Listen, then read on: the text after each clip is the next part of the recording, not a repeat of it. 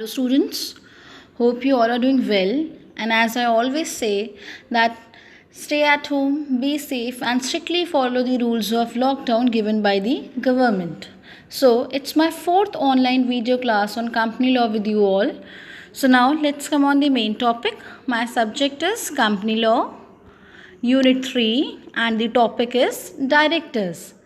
First online video class में we have seen that directors कौन होते हैं, उनकी क्वालिफ़िकेशंस क्या होती हैं, डिसक्वालिफिकेशंस क्या होती हैं. फिर सेकंड क्लास में we have seen the procedure of appointment of directors की डायरेक्टर्स कैसे अपॉइंट होते हैं, कितने नंबर ऑफ़ डायरेक्टर्स होते हैं एक प्राइवेट या पब्लिक कंपनी में. और थर्ड क्लास में we have seen the types of directors कि एक कंपनी में कितने टाइप ऑफ डायरेक्टर्स अपॉइंट होते हैं. So, today we will see the powers, duties, loans, disclosure of interest, remuneration, civil liability and criminal liability of the directors. So, first of all, we will see the powers of the directors. एक director को एक company में कितना power होती है. Let's see. Section 292(1) of the Companies Act 1956 provides that the board of directors of a company shall exercise the following powers on behalf of the company, and it shall do soon by means of resolution passed at the meeting of the board. Section 292 subsection 1 companies act का ये बोलता है कि board of directors के पास ये following powers हैं जो वो कंपनी के बिहाफ पर ले सकते हैं. कैसे? रेजोल्यूशन पास करके बोर्ड मीटिंग में. तो अब वो कौन सी पावर्स हैं? The power to make calls on share holders in respect of money unpaid on their shares. हर डायरेक्टर के पास ये पावर है कि वो शेयर होल्डर्स को कॉल करे. किस लिए? कि जो शेयर्स शेयर होल्डर्स ने लिए थे और उस पर अब तक फुल पेमेंट नहीं किया है, उस फुल पेमेंट के लिए डायरेक्टर शेयर होल्डर को कॉल कर सकता है. जैसा कि आप सब जानते हैं कि शेयर होल्डर्स 4 कॉल्स में पे करते हैं. 4 calls in the sense, first is application, second is allotment, third is first call and the last is second call. तो अभी भी मान लीजिए कोई शेयर होल्डर ने सेकेंड कॉल की अमाउंट पे नहीं की है और कंपनी को नीड है या टाइम आ गया है, तो डायरेक्टर उस शेयर होल्डर को कॉल कर सकते हैं कि आप अपने सेकेंड कॉल का पैसा पे कीजिए. Next is the power to issue the debentures. जैसा कि हम सब जानते हैं कि डिबेंचर्स एक काइंड ऑफ लोन है जो कंपनी अपनी रिक्वायरमेंट के टाइम पे लेती है. एक लिमिटेड आईपीओ ही कंपनी ला सकती है एक टर्म में. तो जब वो लिमिट एक्सीड हो जाती है तो कंपनी तब क्या करती है, वो डिबेंचर्स पे आती है अपने फंड्स की रिक्वायरमेंट को पूरा करने के लिए. तो डायरेक्टर्स के पास ये भी पावर है कि वो डिबेंचर्स इशू कर सकते हैं. Third is the power to borrow monies otherwise than on debentures. अगर डिबेंचर से भी उनकी फंड की फुल रिक्वायरमेंट कंप्लीट नहीं हो रही है तो इन दैट केस डायरेक्टर्स कहीं और से भी फाइनेंस या मनी बोरो कर सकते हैं. वो कोई इंडिविजुअल भी हो सकता है, कोई इन्वेस्टर हो, कोई बैंक हो, कोई फिनेंशियल इंस्टीट्यूशन हो, कोई एनबीएफसी हो, कहीं से भी डायरेक्टर्स फंड बोरो कर सकते हैं apart from the debentures. Fourth is the power to invest funds of the company. Director के पास ये पावर होती है कि जब भी कहीं पे इन्वेस्टमेंट की रिक्वायरमेंट हो, कंपनी को इन्वेस्टमेंट करना हो, तो डायरेक्टर्स वो इन्वेस्टमेंट कर सकते हैं कंपनी के बिहाफ पे. And the last is the power to make loan. Directors company की ओर से लोन ले भी सकते हैं कंपनी के बिहाफ में और दे भी सकते हैं कंपनी के बिहाफ में. सिर्फ कंपनी के बिहाफ में वो ले भी सकते हैं, कंपनी के बिहाफ पे वो दे भी सकते हैं लोन. सो ये तो थी powers. Now we will see the duties of the directors. Introduced for the first time in law, a director shall act in good faith in order to promote the objects of the company. क्या कहा गया है? एक director को good faith means एक director को हमेशा company के फेवर में ही काम करना चाहिए, उसका जो फेथ हो वो गुड हो, वो कंपनी के इंटरेस्ट में ही काम करे, जिससे कि कंपनी के ऑब्जेक्टिव्स को पूरा किया जा सके। Next is, he shall exercise his duties with due and reasonable care, skill and diligence, exercise independent judgment. वो अपनी ड्यूटीज़ को पूरे केयर के साथ, अपना पूरा स्किल दे के, अपना ध्यान लगा के और किसी की बातों में ना आके इंडिपेंडेंट वे से जजमेंट करके डायरेक्टर को अपनी ड्यूटीज़ को पूरा करना चाहिए। Next is, shall not involve in a situation of conflict of interest. कहीं भी डायरेक्टर कभी भी ऐसी सिचुएशन में नहीं आए जहाँ पे उसको कोई पर्सनल इंटरेस्ट या कंपनी के इंटरेस्ट के बीच में कोई भी वे का कॉन्फ्लिक्ट हो। मतलब उसको हमेशा कंपनी के इंटरेस्ट को पहले देखना चाहिए, ना कि खुद के पर्सनल इंटरेस्ट को। अगर इन दोनों इंटरेस्ट में कॉन्फ्लिक्ट होता है, कंपनी के इंटरेस्ट में और डायरेक्टर के पर्सनल इंटरेस्ट में, उस केस में director should fulfil the duties towards the company at the first. Next is, shall not achieve or attempt to achieve undue gain or advantage if found liable to pay equal amount to company. कहीं से भी director को अपनी post का फ़ायदा नहीं उठाना चाहिए, कोई भी गेन जो इलीगल है या कोई अनड्यू एडवांटेज कंपनी से डायरेक्टर को नहीं लेना चाहिए।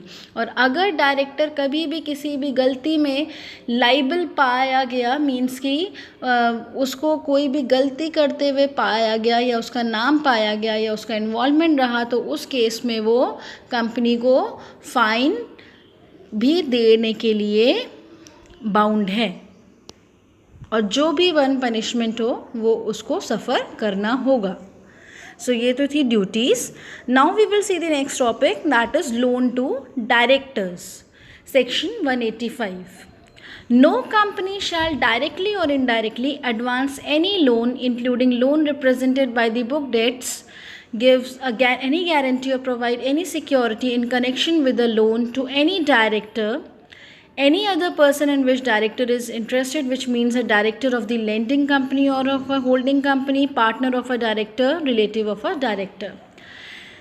कंपनीज एक्ट का सेक्शन 185 ये बोलता है कि कोई भी कंपनी डायरेक्टली या इनडायरेक्टली किसी भी डायरेक्टर को कोई भी लोन नहीं देगी और डायरेक्टर के बिहाफ पे कहीं भी गारंटी भी नहीं देगी। गारंटी जैसे आप लोग ये समझते हो कि डायरेक्टर कहीं से लोन ले रहा हो तो एक गारंटर डायरेक्टर को चाहिए होगा, तो कंपनी उस केस में डायरेक्टर की गारंटर नहीं बन सकती, ना ही वो गारंटी देगी। तो कंपनी ना खुद लोन देगी, ना ही डायरेक्टर कहीं और से लोन ले तो उसके बिहाफ पे गारंटी देगी।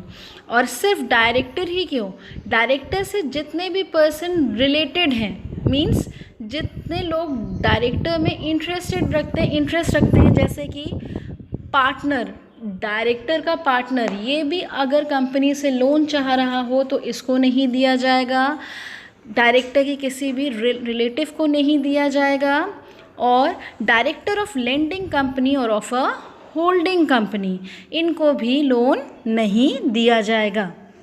Next is section 184 subsection 2 disclosure of interest by the director. Every director of a company who is in any way, whether directly or indirectly concerned or interested in a contract or an arrangement or proposed contract or arrangement entered into or to be entered into with a body corporate in which such director or such director in association with any other director holds more than 2% shareholding of that body corporate or is a promoter, manager, chief executive officer of that body corporate, or with a firm or entity in which such director is a partner, owner or member as the case may be, shall disclose the nature of his concern or interest at the meeting of the board in which the contract or arrangement is discussed, and shall not participate in such meeting. अब जैसे company बहुत से contracts and agreements में enter करती हैं दूसरी companies के साथ, दूसरी कंपनीज़ के साथ भी कंपनी बहुत से कॉन्ट्रैक्ट्स में एंटर करती हैं। तो उस केस में क्या होता है, अब जैसे हम लोग की एक कंपनी है, हम लोग एक कॉन्ट्रैक्ट में एंटर कर रहे हैं XYZ कंपनी के साथ। अब हम लोग के कंपनी के जो डायरेक्टर हैं वो जो है XYZ कंपनी में 2% या उससे ज़्यादा की शेयर होल्डिंग रखते हैं, या उनका कोई भी इंटरेस्ट है XYZ कंपनी में, उनका कोई पार्टनर है या वो उस कंपनी में खुद पार्टनर हैं, ओनर हैं या मेंबर हैं। तो अगर हम लोग के डायरेक्टर XYZ कंपनी में 2% से ज़्यादा या 2% शेयर्स होल्ड करते हैं, या XYZ कंपनी के ओनर हैं, मेंबर हैं, पार्टनर हैं, तो उस केस में हम लोग के डायरेक्टर को, जब हम लोग मीटिंग में ये कॉन्ट्रैक्ट का हम लोग प्रस्ताव रखेंगे कि हम लोग XYZ कंपनी से कॉन्ट्रैक्ट कर रहे हैं, तो उस केस में हमारे डायरेक्टर जो XYZ कंपनी से रिलेटेड हैं वो हमारी मीटिंग में हमको ये चीज़ डिस्क्लोज़ कर देंगे कि XYZ कंपनी जिनसे हमारी कंपनी कॉन्ट्रैक्ट करने जा रही है उसमें मैं शेयर होल्डर हूँ या ओनर हूँ या मेंबर हूँ, जो कुछ भी हूँ, ये उनको डिस्क्लोज़ करना होगा। अपना इंटरेस्ट उनको XYZ कंपनी में हमारी कंपनी की मीटिंग में करना होगा। और डिस्क्लोज़ करने के बाद नेक्स्ट टाइम से वो जो भी मीटिंग XYZ कंपनी से रिलेटेड हमारी कंपनी में होगी वो मीटिंग अटेंड नहीं करेंगे।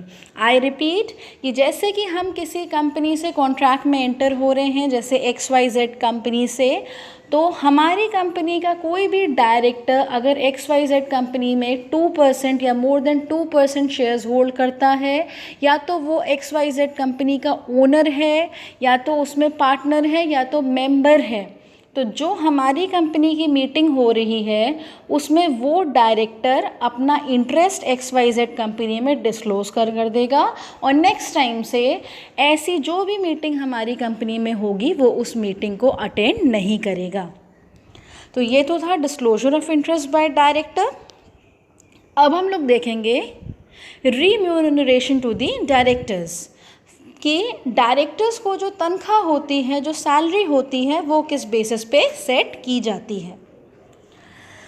First is if one whole time director 5% of profit, if more than one whole time director 10% of the profit, if only part-time directors 3% of the profit, if part-time directors as well as whole-time director 1% profit. However, the company can increase the remuneration with the previous approval of the central government and by passing a special resolution.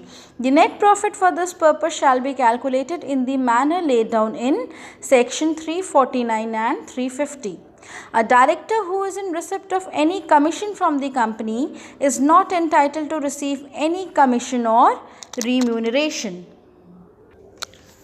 अब जैसा कि हम लोग यहाँ पे देख रहे हैं कि अगर कंपनी में एक होल टाइम डायरेक्टर है तो उसको कंपनी की का जो प्रॉफिट्स है, जो कंपनी प्रॉफिट अर्न कर रही है, उसका 5% एज अ रिम्यूनरेशन उस होल टाइम डायरेक्टर को दिया जाएगा। मैं आप लोग को पहले ही बता दूँ, प्रॉफिट का परसेंटेज और रिम्यूनरेशन का जो परसेंटेज जो प्रॉफिट में से हम लोग देते हैं डायरेक्टर्स को, वो कैलकुलेट होता है सेक्शन 349 एंड 350 के अंदर। तो उसी सेक्शन से कैलकुलेट करके ये परसेंटेजेस बाहर किए गए हैं। तो अगर कंपनी में कोई एक होल टाइम डायरेक्टर है तो उसका प्रॉफिट का 5% एज अ रिम्यूनरेशन दिया जाएगा। अगर एक से ज़्यादा होल टाइम डायरेक्टर है तो उस केस में 10% of profit as a remuneration उन डायरेक्टर्स को दिया जाएगा। अगर केवल एक पार्ट टाइम डायरेक्टर है तो प्रॉफिट का 3% एज अ रिम्यूनरेशन उस पार्ट टाइम डायरेक्टर को दिया जाएगा। और अगर कंपनी में पार्ट टाइम डायरेक्टर्स भी हैं और होल टाइम डायरेक्टर्स भी हैं तो प्रॉफिट का 1% as a remuneration in part time directors and whole time directors को दिया जाएगा। नीचे ये कहा गया है कि कंपनी डायरेक्टर्स की रिम्यूनरेशन को इंक्रीज भी कर सकती है, किस वे से, सेंट्रल गवर्नमेंट से अप्रूवल लेके या तो स्पेशल रेजोल्यूशन पास करके। तो पहले सेंट्रल गवर्नमेंट से अप्रूवल लेगी कंपनी और उसके बाद फिर स्पेशल रेजोल्यूशन पास करेगी मीटिंग में, किस लिए, डायरेक्टर्स की रिम्यूनरेशन इंक्रीज करवाने के लिए। जो भी डायरेक्टर किसी भी कंपनी से कमीशन पाता है वो कमीशन बेसिस पर है, तो उस डायरेक्टर को रिम्यूनरेशन नहीं दिया जाएगा। तो ये तो था रिम्यूनरेशन टू द डायरेक्टर्स। अब हम लोग देखते हैं civil liability of the directors क्या होती है। सिविल लाइबिलिटी मीन्स जहाँ पे डायरेक्टर ने कुछ भी ऐसा रॉन्ग किया है जिसके लिए उसको फाइन या पनिशमेंट के तौर पे कुछ पेनल्टी पे ऑफ करनी हो। तो फर्स्ट पॉइंट है director civil liability expands to the whole of the issue. Director की लाइबिलिटी जो है वो पूरे इशू में ही एक्सपैंड करती है। क्यों? क्योंकि डायरेक्टर ही बिजनेस को डायरेक्ट करता है, तो जहाँ भी फॉल्ट पाई जाएगी वहाँ पे डायरेक्टर की लाइबिलिटी कहीं ना कहीं से बनती होगी ही, अगर वो ये जानता हो तो। The director shall be responsible for the untrue statement made by the experts in the prospectus. Director की, जैसा कि आप लोग जानते हैं, प्रॉस्पेक्टस क्या हुआ करता है? प्रॉस्पेक्टस इनविटेशन होता है जो कंपनी आईपीओ लाने से पहले मार्केट में इशू करती है। तो अगर प्रॉस्पेक्टस में कोई भी अनट्रू स्टेटमेंट मीन्स कोई भी फॉल्स स्टेटमेंट है, जो झूठा स्टेटमेंट है, एक्सपर्ट्स ने ऐसा कुछ मेंशन कर दिया है प्रॉस्पेक्टस में, तो उसके लिए डायरेक्टर्स रिस्पॉन्सिबल होंगे। Next is the directors can avoid civil liability if he proves any one of the following. Director अपनी सिविल लाइबिलिटी को हटा सकता है, अवॉइड कर सकता है किन केसेस में? अगर नीचे दिए गए इन 5 पॉइंटों में से कोई वो एक भी पॉइंट प्रूव कर दे तो उस केस में डायरेक्टर की सिविल लाइबिलिटी नहीं होगी, वो अवॉइड कर पाएगा। तो वो कौन कौन से पॉइंट्स हैं? The director had withdrew his concern to become the director. First is, जैसे ही डायरेक्टर ये जान पाया कि हाँ इस कंपनी में कुछ फ्रॉड चल रहा है या कुछ फॉल्स स्टेटमेंट्स दिए जा रहे हैं या कुछ भी, उसने डायरेक्टर बनने से ही इनकार कर दिया उसी वक्त। Next is, when he became aware of issuance of prospectus he gave a reasonable public notice of the fact. जब वो जान पाया कि हाँ प्रोस्पेक्टस इशू हुआ है एंड ऑल, तो उस केस में उसने क्या किया? उसने उसी वक्त पब्लिक नोटिस भेज दिया कि इस प्रोस्पेक्टस में ये है जो फैक्ट है और ये पॉइंट्स है जो फैक्ट नहीं है। The statement was true copy और true extract taken from any public official document. Statement जो वो भेजता है वो ट्रू कॉपी होगी, ट्रू एक्सट्रैक्ट होगा। Next is, extract from the opinion made by any expert and the directors believe that the expert had sufficient knowledge and ability to express the opinion other than the opinion, right? Expert के opinion पे director तभी गया था जब उसको feel हुआ कि expert के पास अच्छी नॉलेज है और एक्सपर्ट अच्छे से काम कर लेगा। Last is, other than the opinion of expert और public official document. I hope आप लोग को सिविल लाइबिलिटी क्लियर हुई हो। Last is criminal liability. Criminal liability means जिस केस में डायरेक्टर को पनिशमेंट दी जाती है उसके अगेंस्ट केस हो सकता है। Apart from the civil liability, director of a company may also incur criminal liability under the common law as well as the Companies Act and other statutes. Some of them are as follows. Filing of untrue prospectus or statement in lieu of prospectus. जब untrue prospectus file किया जाता है या statement in lieu of prospectus में कुछ false statement दिए जाते हैं, उस केस में अगर उसका करेक्शन टाइम रहते नहीं गया तो वो नहीं किया गया तो वो डायरेक्टर्स के लिए क्रिमिनल लाइबिलिटी बन सकता है। Failure to repay the deposits. जो भी डिपॉजिट्स कंपनी के पास थे, अगर कंपनी फेल हो जाती है उनको रीपे करने के लिए, तो उस केस में डायरेक्टर्स को क्रिमिनल लाइबिलिटी के अंडर चार्ज किया जा सकता है। Failure to repay excess application money. Excess application money means जैसे कोई टाइम हम लोग 12,000 IPO ही लाते हैं मार्केट में, और बट हमारे पास जो एप्लीकेशन है वो 15,000 शेयर्स के लिए आ गई है, तो हम लोग के पास सिर्फ 12,000 शेयर्स है। तो या तो उन 15,000 एप्लीकेशंस में हम लोग शेयर्स को इस वे से बांट देंगे कि हर एक को कुछ कुछ मिल जाए, या तो अगर नहीं बट पाता है तो हम लोग जो एक्सेस एप्लीकेशन मनी जो आई है 3,000 की हम लोग के पास, वो वापस कर देंगे उन एप्लीकेंट्स को जिन लोगों ने हमको ये एप्लीकेशन मनी सेंड की थी। तो इस केस में अगर कोई भी कंपनी एक्सेस एप्लीकेशन मनी को रिफंड नहीं कर पाती है तो उस कंपनी के डायरेक्टर्स को क्रिमिनल लायबिलिटी के अंडर में चार्ज किया जा सकता है। Next is fraudulently renewing a share certificate और issuing a duplicate share certificate. Share certificate, जैसा कि आप जानते हैं, शेयर सर्टिफिकेट्स रीन्यू हुआ करते हैं। तो अगर कोई भी शेयर सर्टिफिकेट कंपनी में फ्रॉडुलेंटली वे से, जैसे रॉन्ग वे से रीन्यू कराए गए हैं या डुप्लीकेट शेयर सर्टिफिकेट इशू हुए हैं, तो उस केस में उन कंपनी के डायरेक्टर्स की क्रिमिनल लायबिलिटी बन जाती है। Undischarged insolvent acting as a director, जो इंसॉल्वेंट पर्सन है, जो बैंकरप्ट है, जो दिवालिया है, वो एज अ डायरेक्टर काम कर रहा है, तो इस केस में भी उस डायरेक्टर पे क्रिमिनल लायबिलिटी पे हम लोग चार्ज कर सकते हैं। डिफ़ॉल्ट इन डिस्ट्रीब्यूटिंग दी डिविडेंड्स, अगर कंपनी टाइम पे डिविडेंड डिस्ट्रीब्यूट नहीं करती है ऑनेस्ट वे से, तो उस केस में डायरेक्टर्स कंपनी के क्रिमिनल वे से होल्ड किए जा सकते हैं। Failure to supply information to auditors, अगर हम डायरेक्टर्स ने कंपनी के ऑडिटर को क्लियर इन्फॉर्मेशन नहीं दी, ट्रू इन्फॉर्मेशन नहीं दी, तो उस केस में भी डायरेक्टर्स पे क्रिमिनल लायबिलिटी लग जाती है।